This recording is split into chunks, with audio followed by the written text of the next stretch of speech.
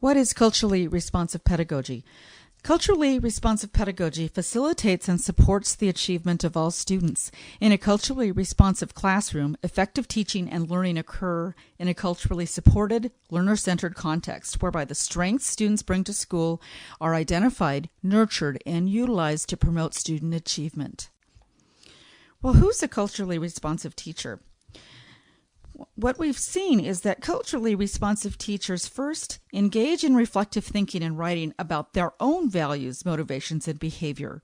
They explore their own personal and family histories, as well as acknowledge the membership in the different groups to which they belong. They learn about the history and experiences of other diverse groups, including those groups from which your students come from. They visit their students' families and learn about their communities and take part in community activities. They may also visit or read about successful teachers in diverse settings to see what is it that makes them so successful in working across cultures. And they develop not only an appreciation for diversity, but really become involved in appreciating, in nurturing, and in encouraging diversity. And they participate in reforming the institution. That is, they advocate for their students. In 2004, James Banks constructed a cultural competence continuum. And on this slide, you'll see 5 bullet points. But if we start at the bottom of the slide, that's the beginning of this continuum. At the bottom of the continuum might be people that could be called cultural destructiveness. They're at that level when they intentionally maintain inequality and inequity between groups. An example of that might be the Ku Klux Klan. The next level of cultural incapacity is where people or an individual may not intentionally try to segregate, but that they appreciate the status quo. They don't want to rock the boat. They like things the way they are. The third level on this continuum is cultural blindness, where people express a philosophy of being non-biased. So you might hear people say, well, I don't have any biases towards any group because my parents taught me to treat everybody the same. And that's what we call cultural blindness, because in fact, not every group needs the same. And sometimes to create balance and equity, some groups might need something different. So that's the third bullet point. It's better than the bottom of the continuum, but there still are places to continue on this continuum here. The fourth bullet, basic cultural competence. Now that's where we begin to accept and respect differences and recognize the need for systemic change. So some advocacy, beginning to see that maybe really we're not treating every group fairly, and we need to take part in not maintaining the status quo, sticking our neck out to make some changes. But what we aim for here on this cultural continuum is the fifth bullet point, advanced cultural competence. And this is where individuals hold everyone's culture in high esteem. There's ongoing individual and institutional change to address inequity based on informed decision-making. So this is really getting the picture that it will take investment by individuals as well as institutions to make change.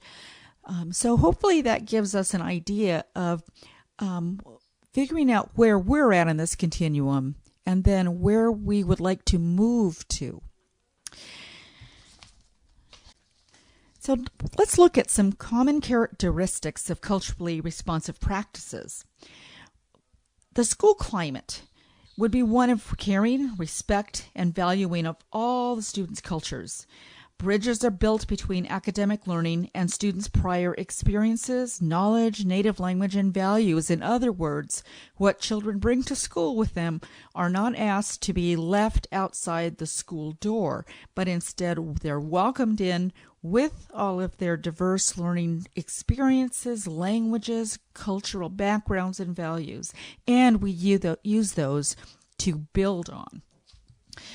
All stakeholders have high expectations for students and expect them to achieve high standards. So everybody at the school would understand that no matter what the child comes in with in terms of their prior experiences, that we want to aim high for them and help support them to achieve at high levels.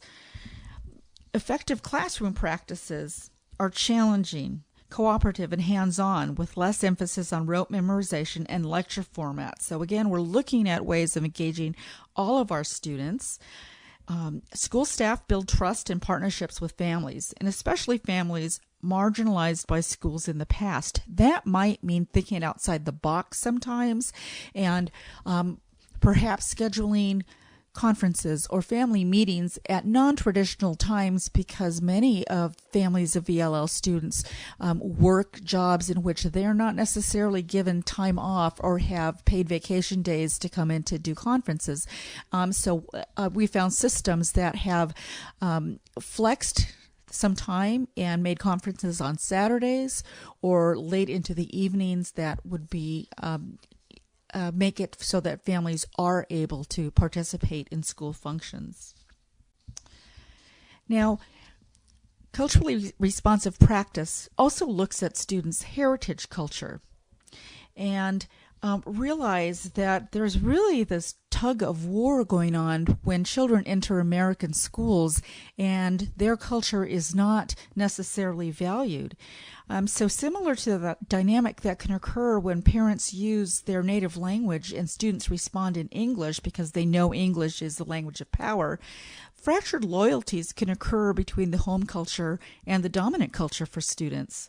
Students sometimes may begin to see their home culture as low status, yet they may want to maintain that connection between their home culture and the school culture and see their place in both cultures, but that's not necessarily reinforced by their school. So these fractured loyalties that sometimes children feel they have to make this choice can contribute to confusion and alienation that may lead to investment in negative subcultures. And we see examples of those subcultures such as gangs. So many of these, another way of calling them would be shallow urban youth cultural groups, are formed so that students can create an identity because everybody needs a place to belong. So what's a requirement for a culturally responsive classroom? Well, you need deep knowledge of all your cultural groups and to have a commitment to establishing strong relationships between all groups, between teachers in the school, students and their families, as well as the broader communities.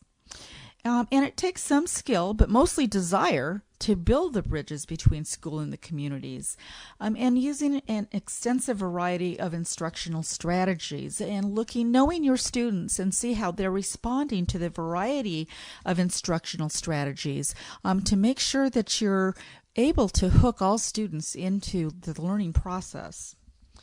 So to do that, here are a few questions that you might ask yourself. What kinds of diverse perspectives and experiences will students bring to the class? How can I assess students' prior knowledge of race, class, gender, experiences, school experiences, knowledge of the world? How can I incorporate diverse voices without only relying on students to speak for different groups? So that is looking outside the box once again. Instead of having the student from India being the only one that talks about that cultural group, where can we get other experts to come in and help us learn about our students' backgrounds?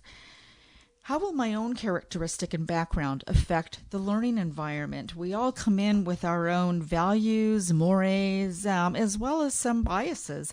And first examining what those are in ourselves will help us be able to have a smoother classroom as we're working across culture.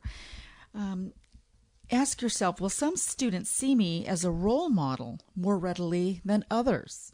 And how can I teach to all students? And I think that's really the critical questions. How do I make those connections to all of my students? And that really comes down to knowing each one of your students personally. So you may wonder about selecting materials and activities. So it's important to really look at examining traditions and ways of viewing the world that enable students to recognize their prior knowledge and what is being taught. So you need to, carefully examine materials prior to using them, even though you may have purchased them from a catalog that says multicultural literature. Really take a glance at them before to see how they are showing perspectives and making sure that there's, equality in the materials that we're using, and looking at how to integrate the materials so it's not an add-on, so that we don't talk about and teach about mainstream American culture, and then, by the way, let's add this little piece of a Cinco de Mayo event and do some cooking and maybe do some artwork. We need to get more deeply involved in students' cultures by understanding their worldviews.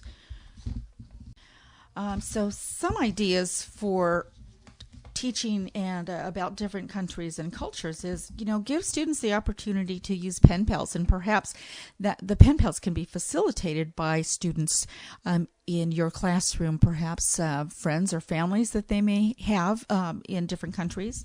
Certainly read books and pictures about different countries and cultures and have them well represented in your classes. Have students journal about the differences and similarities between their cultures and countries. Explore perspectives of historical events, wars, and other important points in history to show students that there are always different perspectives that are, and we value those. And have families share traditional stories, folklore, and myth, and use those as some points of literature.